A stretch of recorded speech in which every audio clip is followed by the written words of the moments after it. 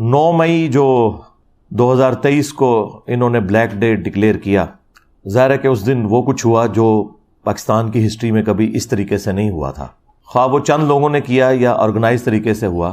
بہرحال یہ ایکٹیویٹی تو بہت بڑی تھی کہ پاکستانی عوام جو ہے وہ GHQ میں گھس گئی، کور کمانڈر کے گھر میں گھس گئی، اس طرح پاکستان کی تاریخ سے متعلقہ جو چیزیں تھیں انہیں آگ لگائی گئی۔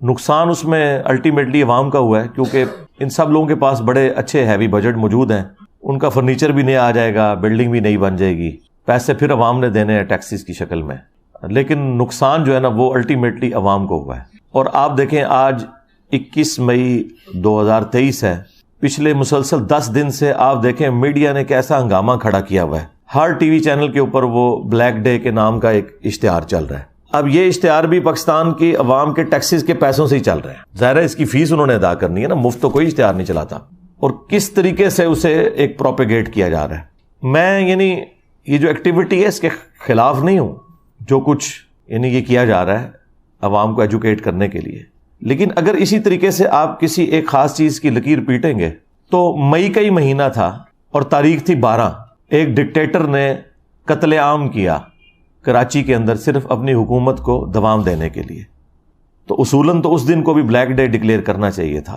کیونکہ عوام تو اس دن مری تھی۔ عوام اس دن بھی مری، وہ میڈیا تو رپورٹ نہیں کر رہا، لیکن عوام تو مری ہے، سوشل میڈیا کے ذریعے ویڈیوز تو پبلک میں عام ہوئی ہیں۔ تو اس طرح اگر بلیک ڈیز ہم گننا شروع کریں تو پاکستان کی ہسٹری بلیک ڈیز کے ساتھ بھری پڑی ہے۔ میرے نزدیک تو 12 اکتوبر 1999 بھی پاکستان کے لیے ایک بلیک ڈے تھا، جب ایک الیکٹڈ پرائم منسٹر کو اس طریقے سے بدماشی سے ہٹا کے، آپ علمی اختلاف تو کسی سے بھی کر سکتے ہیں، لیکن ایک الیکٹڈ گورنمنٹ کو اس طریقے سے ہٹانا اور اس کے بعد پھر ایک ڈکٹیٹر کا مسلط ہونا، وہ بھی بلیک ڈے تھا۔ بھٹو کو جس دن پھانسی دی گئی وہ پاکستان کے لیے وہ بھی بلیک ڈے تھا، اور اسی طریقے سے جس دن پاکستانی قوم کو امیدیں دلا کے ایک پولیٹیکل کیس بنا کے کہ پاکستانیوں کا اربوں روپیہ دوسرے ملکوں میں ہم پاکستان لے کے آئیں گے، 5 ججوں نے مل کے کروڑوں روپیہ لگا کے، آج تو خیر ہم کہہ سکتے ہیں اربوں روپیہ لگا کے اینڈ پہ ایک اقامہ نکالا، وہ بھی بلیک ڈے تھا پاکستان کی تاریخ کا۔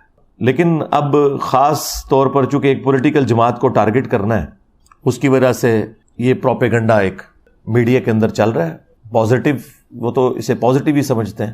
دوسری طرف خان صاحب کی مس ہینڈلنگ یہ ہے کہ وہ پہلے تو انجوائے کرتے رہے اس پورے معاملے کو، اس کے بعد پھر ظاہر ہے کہ آپ کو پتہ ہے ہمارے سیکیورٹی ادارے انہوں نے پھر طے کر لیا کہ ٹھیک ہے اب خان صاحب کو سبق سکھانا ہے، اور اب آپ دیکھ رہے ہیں 2 دن پہلے انہوں نے صحافیوں کے سامنے یہ بات کر دی ہے کہ یہ بالکل غلط ہوا ہے۔ اس وقت دیکھیں خان صاحب کا گراف انہوں نے آسمان سے زمین پہ گرا دیا ہے، اور اس میں سب سے زیادہ قصور خود ان کا ہے، خان صاحب کا۔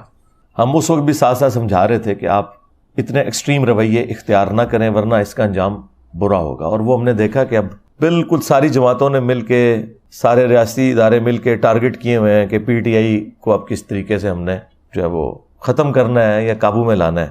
یہ دنیا مکافات عمل ہے۔ دیکھیں مشرف نے کہا تھا میں نے بے نظیر اور نواز شریف کی سیاست کو ہمیشہ کے لیے دفن کر دیا، تو کیا دفن ہو گئی تھی؟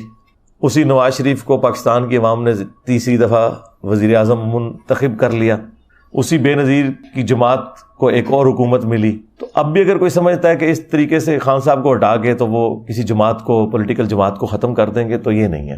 تو میرا خیال ہے جماعتیں ختم کرنے کی بجائے سافٹ ویئر اپڈیٹ کرنے چاہیے پازیٹیو طریقے کے ساتھ، انہیں بتایا جائے کہ یار یہ چیز غلط ہے، یہ یوں ہے۔ اور آخری ریکویسٹ میں آرمی چیف سے کروں گا کہ اگر آپ نے واقعی سزا دینی ہے نا، تو وہ جو ہمارے افلاطون تھے، وہ سائنٹسٹ جنہوں نے یہ سارے تجربات کیے تھے اور پاکستانی قوم کا مینٹل ماڈل بدلا، جس کی وجہ سے آج بچے فوج کو گالیاں نکال رہے ہیں، وہ جو سائنٹسٹ ریٹائر ہو کے، خواہ وہ فوج میں سے خواہ عدلیہ میں سے، اپنے گھروں میں بیٹھے ہوئے سکون سے بڑی سکرینوں کے اوپر یہ تماشے دیکھ رہے ہیں اور پاکستانی قوم کا اور پاکستانی فوج کا مذاق اڑتے ہوئے دیکھ رہے ہیں، ان کو سب سے پہلے پکڑیں۔ اور اگر آپ ان کو نہیں پکڑ سکتے نا، تو پھر یہ سارے کا سارا کریک ڈاؤن، یہ سارے کا سارا بلیک ڈے اس کو ڈکلیئر کرنا، اس کا کوئی فائدہ نہیں ہے، کیونکہ جب تک چور کی ماں کو نہیں نہ ماریں گے آپ، یہ چور نئے پیدا ہوتے رہیں گے۔ تو اصل مجرم وہ لوگ ہیں جو یہ سارے تجربات کرتے ہیں اور اب سکون سے بیٹھ گئے ہیں گھروں میں۔ رہ گئے یہ بچے، ان بچوں کو تو انہوں نے یوز کیا تھا، تو اس وقت تو یہ بچے آپ کے اپنے بچے تھے۔ اب ان بچوں کو ڈسون تو نہ کریں، خود ان کو یہ راستہ دکھا کے۔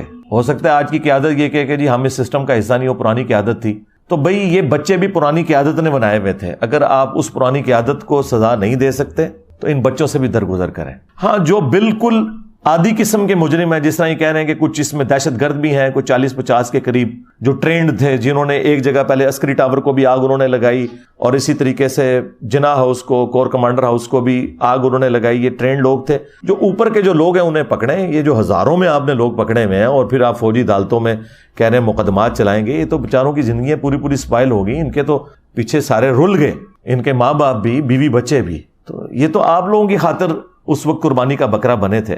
تو اب میرا خیال ہے انہیں معاف کریں اور صرف بڑوں کو پکڑیں. اس میں بھی جو ماسٹر مائنڈ ہیں اور جو ادھر یعنی جو آگے پیش تھے ٹرینڈ لوگ. جو عام بچے اب 7-8 ہزار بندہ اسے پکڑ کے جیلوں میں ڈالیں گے. وہ 7-8 ہزار بندہ کوئی ٹرینڈ تو نہیں تھا، وہ تو بس لائی لگ تھے. اس وقت تو کتنے شوق سے لوگ جا رہے تھے. اب آپ دیکھ رہے ہیں ایک ایک کر کے بندوں کی ویڈیوز آ رہی ہیں کہ جی مجھ سے یہ غلطی ہو گئی، میں معافی مانگتا ہوں. اور اس وقت ان کا آپ جوش کا لیول دیکھیں، لگتا تھا پتہ نہیں پاکستان میں کوئی انقلاب لے کے آ جائیں گے. یہ اس طرح کے جو انقلابات ہیں نا، وہ بس جذباتی باتیں ہوتی ہیں، کچھ بھی نہیں اس میں سے نکلنا ہوتا. میں اس پہ تو حیران ہوں کہ بلیک ڈے کے حوالے سے کتنی ایڈورٹیزمنٹ چل رہی ہے. یہ اسی طریقے کی ایک ایڈورٹیزمنٹ ہے جو وہ بابا ڈیم جو تھے ہمارے، وہ چلایا کرتے تھے اور کہتے تھے میں ریٹائرمنٹ کے بعد ڈیم کے باہر خیمہ لگا لوں گا. تو وہ کبھی نکلے بھی نہیں دوبارہ، اور وہ بعد میں پتا چلا کہ وہ چندہ جتنا انہوں نے اکٹھا کیا اس سے زیادہ کے اشتہارات چلوا دیے انہوں نے. تو اشتہارات کی بجائے نا پازیٹیولی کوئی معاملات کو لے کے چلیں، ورنہ یہ اس طریقے سے ڈیم فول آپ کو آپ کے بڑے بناتے رہیں گے. حالانکہ اس وقت اگر کوئی ہنگامی طور پر کوئی ایڈورٹیزمنٹ چلنی چاہیے تو وہ یہ ہے کہ ہمارے بڑے ہمیں بتائیں کہ انہوں نے پاکستان کی اکانومی کے لیے کیا سوچا ہے.